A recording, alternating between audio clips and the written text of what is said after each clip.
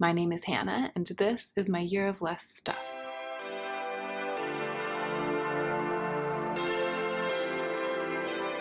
Hey y'all, so today is just a regular day in quarantine and I'm about to put on my makeup. I decided to try putting my camera on the little tripod that I used before to film with my phone. But it means that I don't have my regular lighting. So I just have my vanity lights. It's not going to be the most high quality like makeup tutorial or demonstration. It's kind of just an experiment. Also, because of this positioning, I'm at very close range to the microphone, so I'm going to try to keep my voice down, keep it soft. For those of you who like dreamy, calming, sort of whispery makeup oriented videos, this might be ideal. I'll probably spend a lot of time just fast forwarding through me putting on my makeup and only talk intermittently. If you don't like this kind of video where the mouth is relatively close to the mic, you might want to give this one a miss. I'm also not quite sure how the video will come out because, again, I'm at very close range to the camera. It's zoomed all the way out and I'm really close to the lens, so it might be a little bit warped, a little bit funny, but we'll find out together how it goes. I don't really feel like filming a full production video today, but I do want to keep creating content. So I'm just messing around and trying to find ways to do that. Let's go ahead and get into the meat of the video.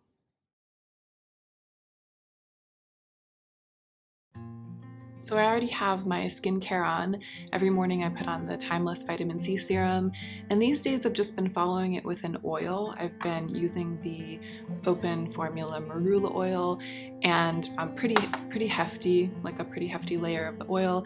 And I have 5 mineral sunscreens that I'm testing out from Yes Style. So the third layer of my skincare today is one of those. I'm testing the Shield Fit All Green Comfort Sun from COSRX.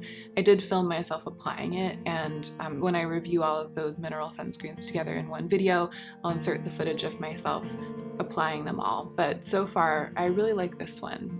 It went on pretty thick, but then it completely blended away and didn't leave a white cast, and it's left a nice surface for my skin. I am scraping the bottom of the barrel of my VDL Lumi Layer Primer, so I'm not going to use it today. I've been trying to branch out and use my other primers so that I can get them used up. I'm going to go in with the Yensa Tone Up Essential Glow Primer, and I'm actually going to mix the primer with my green color correcting drops because this primer is a little bit pigmented. It's like kind of, it's got some body to it, it's not sheer.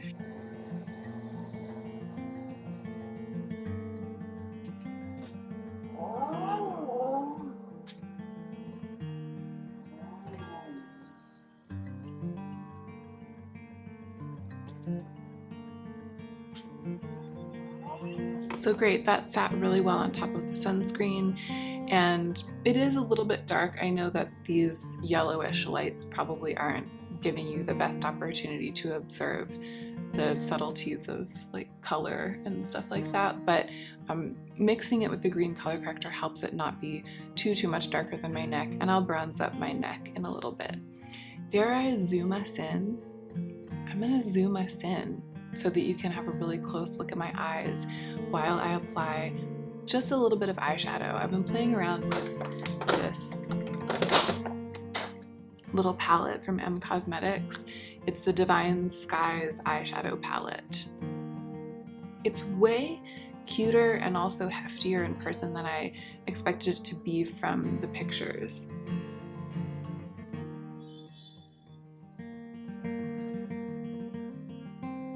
M Cosmetics sent this to me. It was PR. I don't know what I did to deserve PR from M Cosmetics, but I'm really excited to be able to try it out. It's the kind of thing that I wouldn't buy myself because I'm not really in the business these days of buying eyeshadows, but I really like M Cosmetics, and so I was curious about this when it came out, curious about their formula. I'm gonna go ahead and start putting it on while I talk to you about it. This isn't the first time I've tried it, and so I already have formed some opinions actually.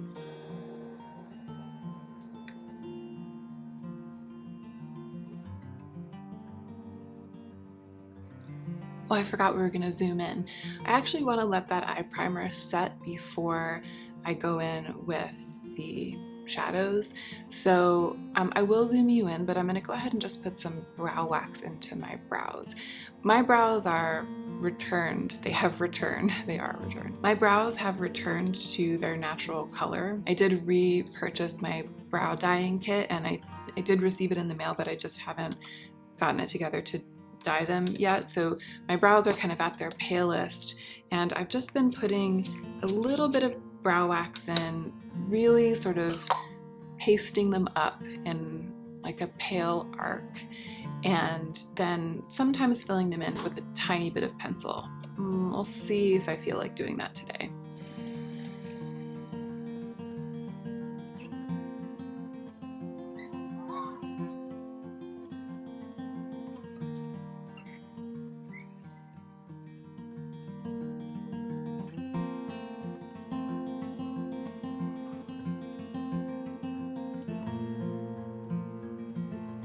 Okay, I don't think I'm gonna fill them in today. I've just been leaving them like this, just more natural looking, but brushed up and light. I feel like my usual MO is to have my brows be like two dark ravens on my face, and lately they've been more like two pale seagulls or something, like lightly colored birds just lightly perched on my face, and that's been fine for the time being. I'm gonna go in with this brown color. I will say that for me personally so far, the biggest challenge of this palette has been its overall lightness, its overall sort of monotone nature. It looks like this brown would be a deepening shade, like what I could use in my outer corner to add dimension, but in reality on the eyes, it's basically a transition shade. It's very, very pale. There isn't really a deepening shade in here, so it's not really a palette that's designed to provide dimension in that way. And I really like this shade. I think it makes more sense for me as like an all over the lid shade, which is what I'm going to use it for today.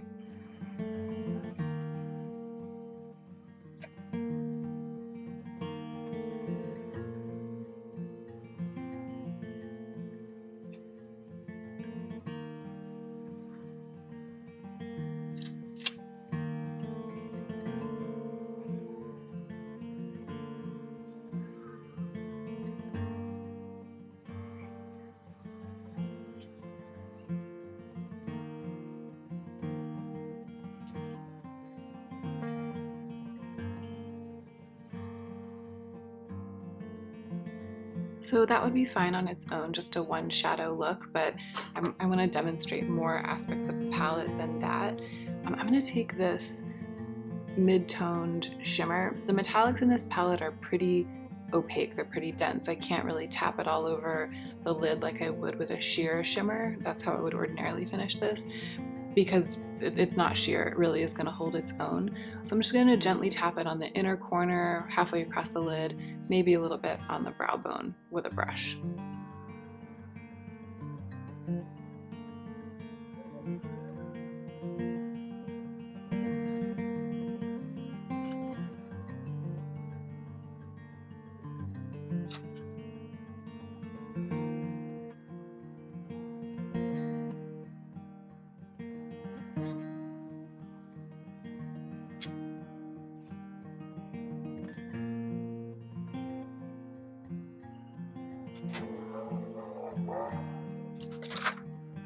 All right, while we're still zoomed in, I'm gonna go ahead and apply mascara. I've been using this was in my backups box.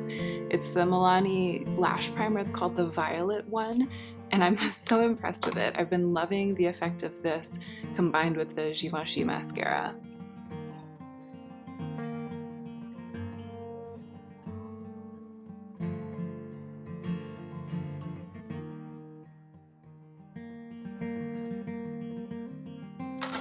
I just put it on my top lashes.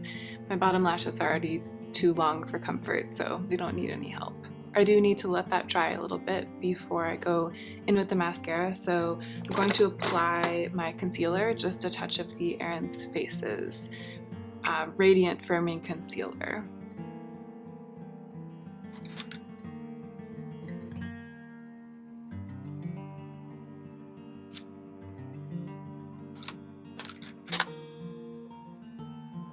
I've been dealing with extra dry skin Recently, because I've stubbornly been working to reincorporate this Luna oil, the Sunday Riley Luna oil, into my routine, I had started to reincorporate it a couple of months ago and found that it dried out my skin, and I decided that I want to go ahead and like get over the hump and reacclimate my skin to it so that I can make use of this bottle, because it is a great product. But it means that I'm currently kind of like going through it with the dry skin, and that's why I am just using the Aaron's Faces concealer instead of the mix of the Aaron's Faces and the Makeup Forever, because the Makeup Forever is a little bit more makeup-y pigmented. I mean, it's not like the Aaron's Faces isn't super pigmented, it's just very, very, very emollient and creamy. It's like a skincare concealer, and this one is more of just makeup, and it tends to cling a little bit. So to balance out the darkness of the concealer, I'm going to bronze up my neck a little bit.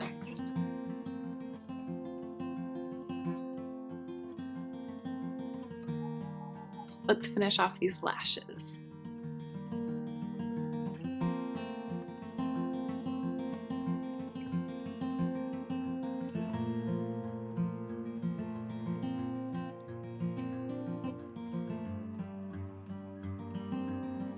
So I was able to create some dimension using the deepest matte in that palette and the mid-toned shimmer, but not much, not like I usually do. It's definitely like a wash of color type palette.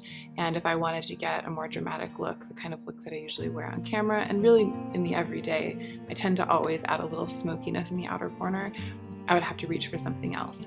But the quality of the shadows is magnificent. They really perform. The shimmers are really, really creamy and rich.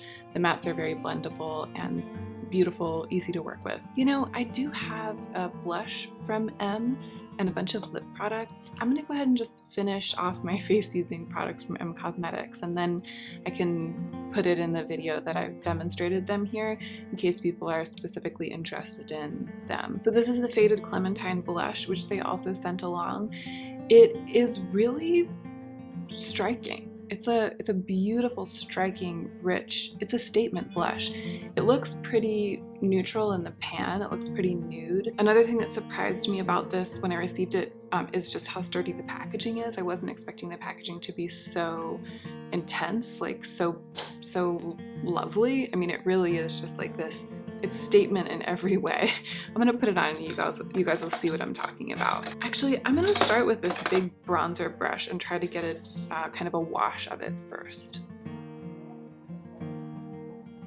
That's barely anything. It's got a gorgeous sheen and a lot of pigment.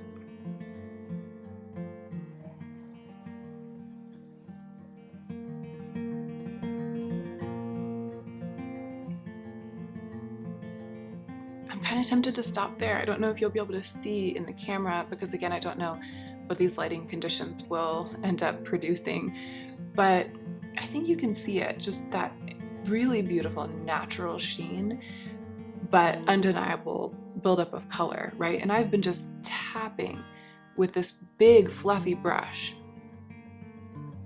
and really not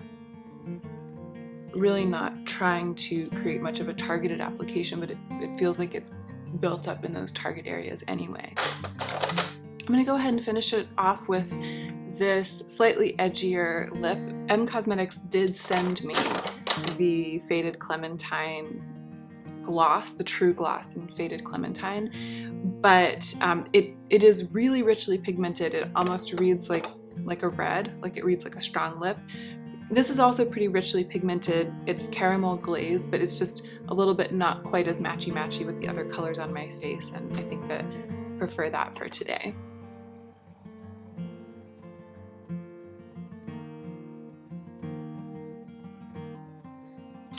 So pretty. These glosses are very, very pigmented.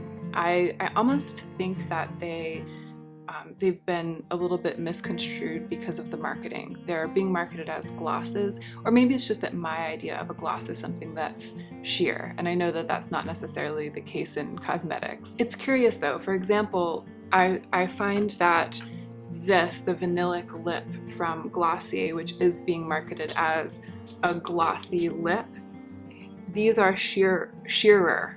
They're more like a wash of color they're more like a gloss than the True Gloss from M Cosmetics, which to me is more like a liquefied lipstick. I know these are different colors, so I don't know if you'll be able to see the difference, but to me, when I wear them, there is a big difference. Before I had tried the True Gloss, I had imagined it to be more like the Vanillic lip, and in fact it's more, to me, it's more like a liquefied lipstick with a shiny finish. Okay y'all, that's it. That's the finished look.